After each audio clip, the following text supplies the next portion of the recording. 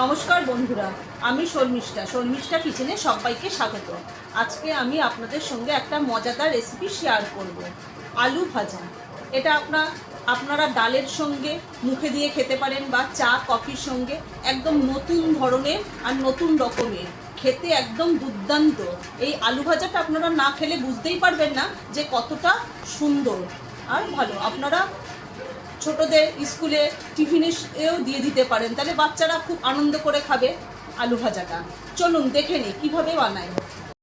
আলু ভাজার জন্য আমি আলুগুলোকে এরকম মোটা মোটা করে গোল গোল করে কেটে নিয়েছি।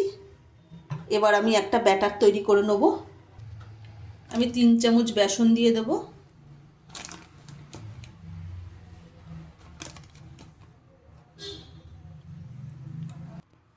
তিন চামচ বেসন দিয়ে দিলাম।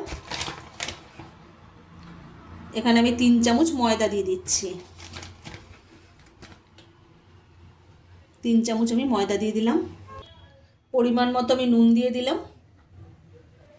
হাফ চামচ গোলমরিচ গুঁড়ো দিয়ে দিলাম। রঙের জন্য অল্প একটু হলুদ গুঁড়ো। হাফ চামচ কালো জিরা দিয়ে দিলাম। হাফ চামচ ধনে গুঁড়ো। হাফ চামচ জিরে গুঁড়ো। এবার আমি একটা চামচ দিয়ে সমস্ত উপকরণগুলোকে আমি একসঙ্গে মিক্সড করে নেব। আমার সমস্ত উপকরণগুলো একসঙ্গে মিক্সড করা হয়ে গেছে। এবার আমি অল্প অল্প করে জল দেব। আমি অল্প অল্প করে জল দিয়ে এটাকে মিক্সড করব।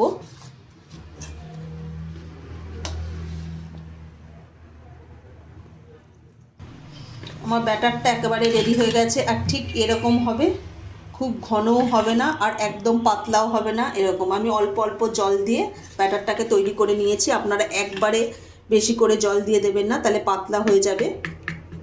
দেখুন কতটা সুন্দর হয়েছে। আমি চামচ দিয়েই আমি ব্যাটারটাকে তৈরি করে নিলাম। এইভাবে ভালো করে একটু ফ্যাটিয়ে নিচ্ছি। যত ভালো করে ফ্যাটাবে আমার আলু ভাজাটা সুন্দর হবে।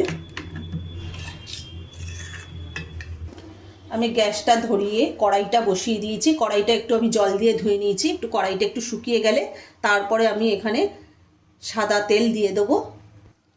কড়াইয়ের মধ্যে আমি সাদা তেল দিয়ে দেবো। এবার আমি তেলটাকে ভালো করে গরম করে নেব। তেলটা গরম হয়ে গেছে, এবার আমি ভেজে নেব। আমি আলুগুলোকে এই ব্যাটারের মধ্যে ভালো করে চুবিয়ে দুদিকে এবার আমি গরম তেলের মধ্যে ছেড়ে দেবো। একবারে আমি সবগুলো ভাজবো না, অল্প অল্প করে ভেজে নেব। আমি গ্যাসের ফ্লেমটাকে একটু আস্তে দিয়ে দিলাম। আমি আবার একটা দিয়ে দেবো। আমার একদিক ভাজা হয়ে গেছে, আমি আবার উল্টে দিয়েছি। আর গ্যাসের ফ্লেমটাকে একটু আস্তে লো টু মিডিয়াম রাখবেন, তাহলে ভেতরে আলুটা ভালো করে সেদ্ধ হয়ে যাবে। আমার প্রথমবারেরগুলো ভাজা হয়ে গেছে। দেখুন কত সুন্দর ভাজা হয়েছে, লাল লাল, আবার কত সুন্দর ফুলেওছে। এবার আমি তুলে নেব। দেখুন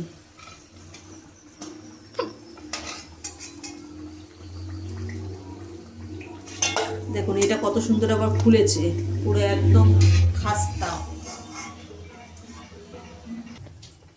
প্রথমবারেরগুলো আমার ভাজা হয়ে গেছে। দেখুন কত সুন্দর,